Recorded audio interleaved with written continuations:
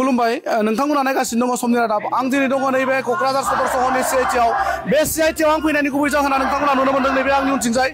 सिआइटिनि फरायसाफोरा मोनद' जौगा हारिनो एसटि होनायनि थाखाय गोख्रों बिथांमोना सोमावसारदों दा बे बिथिङाव बे सोमावसारारिफोरा मा बुङो बे जों एसे मिथिनानै लानि मोनद' जौगा हारिनो एसटि होनो थाखाय दिनै जोङो गासैबो ट्राइबेल आरो सिआइटिनि बर' स्टुडेन्टफोरा दिनै मोनद' हारिनो जौगाखानाय हारिनो जिथु एसटि होनो थाखाय बिथांमोना 22 नभेम्बराव माने बिल पास खालामबाय एप्रुभ खालामबाय बिथांमोन एसेम्ब्लियाव बेखौ जोङो कमप्लिटलि माने बेखौ जों हेंथा खालामो मानो होनब्ला जों बिथांमोननो जौगाखानाय हारिनो मोनद' जौगाखानाय हारिनो बिथांमोननो एसटि जि होयोब्ला जोंनि थाखानाय एसटिफोरा बहुत माने खहा जागोन बिथांमोना बुंगासिनो बहुत खहा जाया जेराव जोङो जोंनि खहा जायोबा जेराव जों साख्रि बाख्रिनि खेत्रआवनो जा जोंनि फरायनाय बा जिखुनु माने जोंनि खामानि दामानि सरकारियानो जा प्राइभेटआनो जा गासैयावबो जोंहा खहा जागोन जेराव जोङो बेखौ मालाबाबो जानो होनाय नङा आरो आसाम सरकारनि गिबि मन्त्रि हिमन्त बिश्व शर्माखौ बेखौनो खावलायो जे बिथाङा थाबैनो बेखौ उइड्र खालामनांगौ आरो थाखानाय एसटिफोरनि थाखाय जिहेतु खहा जागोन बिथाङा बेखौ मोजाङै मिथिखागौ थेवबाबो बिथाङा बे मोनद' जौगाखानाय हारिनो एसटि होनो नागिराखै जेराव बिथाङा जों एसटि प्लेन आरो एसटि हिल्सखौ बिथाङा जेबो जाया होनगासिनो खिन्थु जोंनि मोन्दांथि आरो जों मिथिगौ जेराव जोङो फरायनायानो जा साख्रि बाख्रि बिभिन्न माने खेत्रआव जोंहा बहुत माने खहा जागोन जेराव जोङो दिनै बे एग्जाम थानानैबाबो जोङो दिनै जोङो लामायाव ओंखारबोनो जादों जों गासैबो बर' आरो ट्राइबेल स्टुडेन्टफोरा जेराव जोङो बेखौ दा मालाबाबो मानिनो हाया जे जों मोनद' जौगाखानाय हारि जेराव बिथांमोना रांखान्थि बिथिङावनो जा फरायनायनि बिथिङावनो जा जेरै बिथिङावनो जौगाखानाय थ' बिथांमोना मानि थाखाय एसटि होनांगौ दा दिनै बै समाव जेब्ला 1992 मायथाइयाव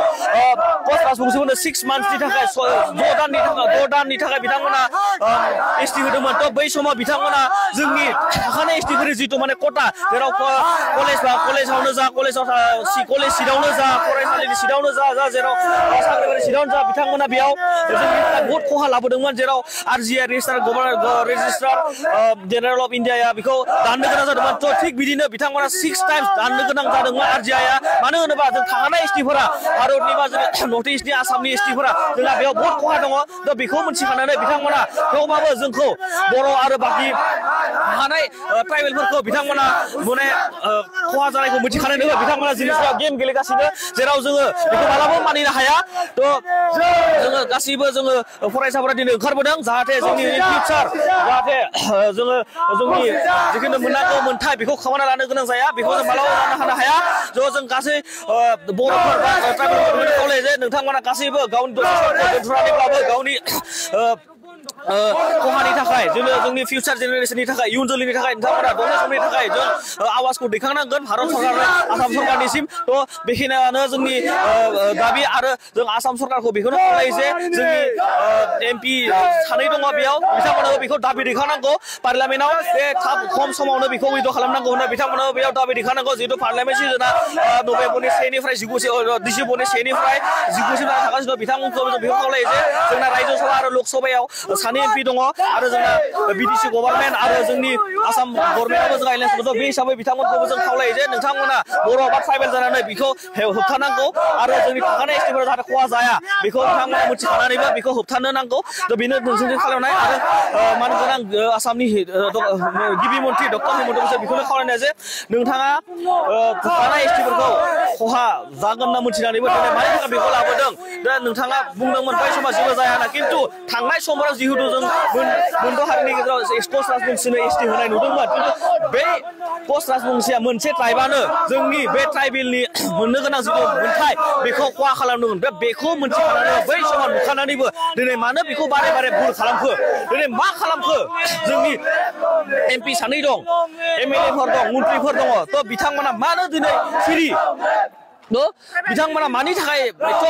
सिरियै बेयो थागासिनो जों नुदों जे जोंनि सानै मन्थ्रि दङ बिथांमोना मानो बेयाव होबथानो हादिया एमएलए दङ ट्राइबेलफोर दङ बेयाव बिथांमोना होबथानांगौमोन थ'